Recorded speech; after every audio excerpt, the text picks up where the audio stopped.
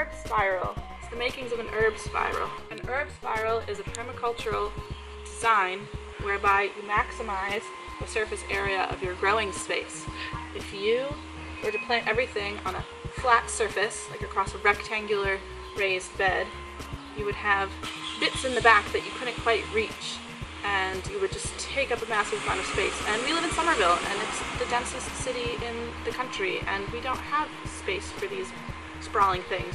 So you take the surface area of this rectangle and you curl it up into a spiral, and so you get a whole bunch of surface area because you take advantage of this vertical space as well as the horizontal space. And that's really great. That is really great. In urban environments where there's not much space to speak of. How did we build it? So we built it by taking branches and we cut them at progressively higher heights so that it starts out back here really, really short, and then it will get a little bit higher and higher and higher around here in a spiral pattern. So think like snail shell. Yeah, there are all these spiral patterns in nature, and we can learn from them and mimic them in our own designs, a type of growing, of human intervention that is more enmeshed with how nature does things.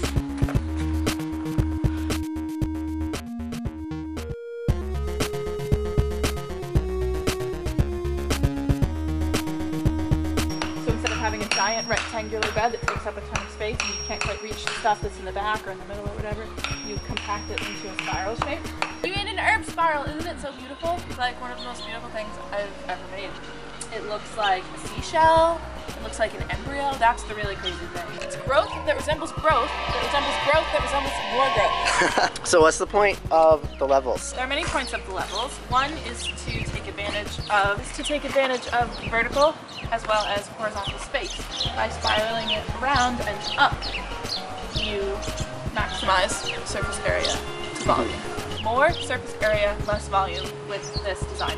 And what's the point of the pot on the top? It is clay pot irrigation. It's kind of silly to water things from the top because really you're trying to water the roots, not the plant itself. So what the terracotta pot does is it will slowly seep water out into the soil, and part of that is dictated by the plants themselves. And people around the world have been irrigating this way for thousands and thousands of years. But we have to say that it's from the dumpster. Oh, right. All these things here came from the trash. So you can go inside a dumpster and you can sort through muck and find things that are really extremely alive. And they've just been cast aside because, you know, this sage is no longer worth $3.99 because it's a little wilty relative to the pricky sage. So you can take these things that are full of life in a space of death and you can put them in soil and they can grow and they can be beautiful and they can nourish you and enrich a space and grow in a thing that resembles growth at home on so many levels. Yeah. And that's why this is great.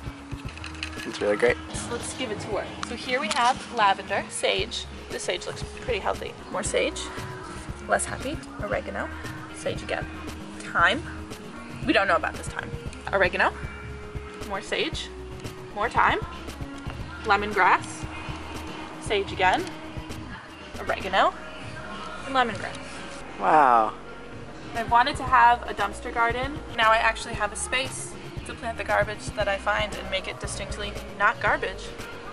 And it's really wonderful. Bye!